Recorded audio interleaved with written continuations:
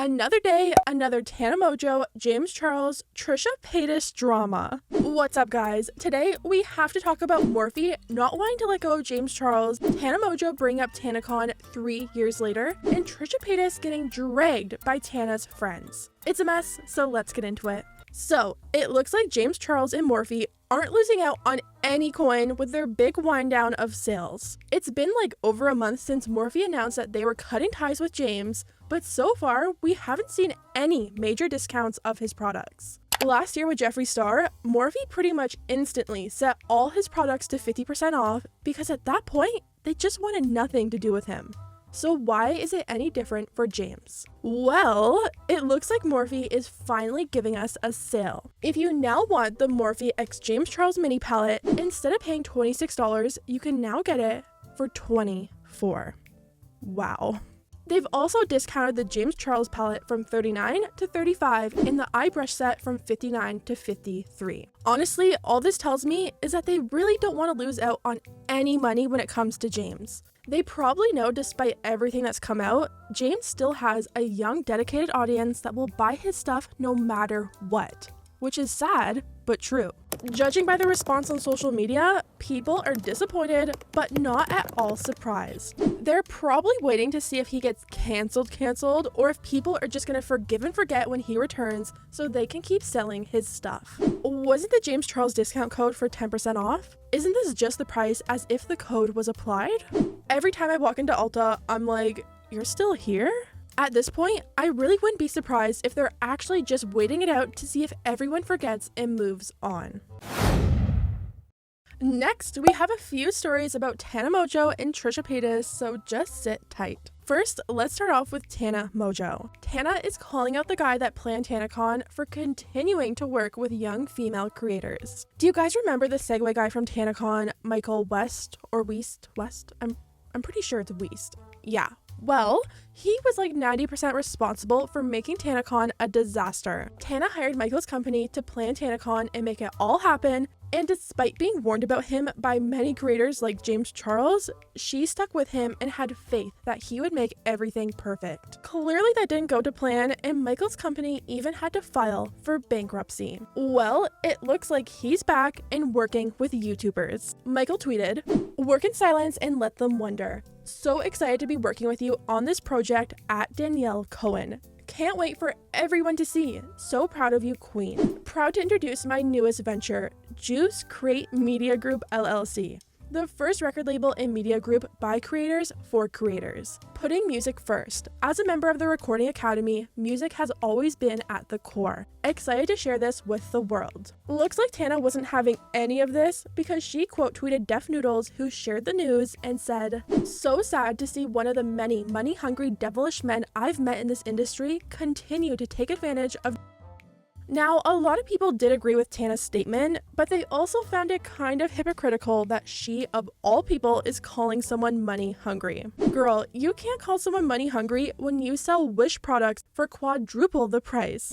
You really can't talk about money hungry with that $100+ Vivienne Westwood knockoff necklace that you're selling. I mean, true. Speaking of Tana Mojo, Tana's friends are in a bit of drama with Trisha Paytas. Amari, Zach, and Tara started a podcast called Get In Loser, and in the very first episode, they called out Trisha Paytas. They pretty much said that Trisha inserts themselves into everyone else's drama and comes for 16-year-olds like Charli D'Amelio unprovoked. She makes 47 TikToks about every situation that's on TikTok room, and it pisses me off. What I don't like is how much older she is compared to everybody, and like the drama she gets involved with. I don't mind it. Who gives coming for an 18-year-old. She like 30 something. And 32. Charli, she comes Charli, and Charli's 16. Like, it's like, dude, shut your mouth, bro. They even made a brand new TikTok for their podcast, and of course, they used that clip talking about Trisha to promote it. They captioned it and said, "We're canceling at TrishLikeFish88 in our first episode. It's only gonna get wilder. Hashtag Trisha, hashtag Trisha Paytas." Clearly seeking attention, right? Well, people in the comments aren't having it. You spent your first episode talking about them and not you guys? I mean, I guess y'all needed to talk about someone relevant. Did you think people would agree with you? Trish is obviously growing and becoming a better person, and you decide to make your first episode about them when there are more important problems? So yeah, looks like that didn't turn out the way they were hoping it would.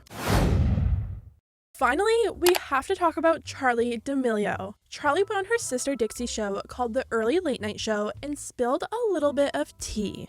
Charli opened up about how her feelings have shifted with TikTok and the community that she once had on the app. She says she doesn't really like TikTok anymore because all of her close friends abandoned her and they didn't really want a true, genuine friendship with her. She said when she first started out on TikTok, she was doing it for the fun collabs with friends and just wanted to dance and have a good time. But now it's like a big competition of who's gonna be on top. She feels like some of her so-called friends only talk to her or collaborate with her when it's convenient for them and nothing is really genuine. It's hard. It doesn't feel like it used to, where there was collaborations and fun and everyone was friends. Now it's like everyone's in competition. Yeah, everyone's trying to beat each other, and it's like that doesn't make sense to me, and it's not why I started TikTok. I started TikTok because I was making fun dance videos with my friends, and now it's turned into this whole competition, which doesn't really make sense to me. Or people use it, or people talk when it's convenient for them. Or now, if you guys follow Charli, you'll know she's been posting less and less on TikTok and only really comes back for sponsored posts. For a while, there's been a lot of people who thought she was actually quitting TikTok. I get the feeling that a lot of people feel like Charli sometimes just wishes that she was a typical 17-year-old. Here's what people had to say. She deserves the opportunity to be a normal 16-year-old. I wish her parents would kind of limit TikTok in a way. I actually feel really bad for her. Imagine being 16, going viral, and becoming famous and a role model all at once. Also, not getting to have a normal life or normal friends, even if you got off TikTok, because people know who you are. Nah, because if you watch the video, it's actually kind of sad. Miss Girl said that she doesn't take the opportunities given to her because of the hate that she'll get. And unfortunately, that's the reality a lot of social media people deal with. Once money is involved, it stops being about friendship and shifts to who comes out on top. We've seen it happen with the people that got YouTube famous at a young age, and now we're seeing it with the TikTokers. Anyways guys, let me know what you think about everything down below. If you liked the video, hit the thumbs up button because it really does help my channel, and I'll see you next time.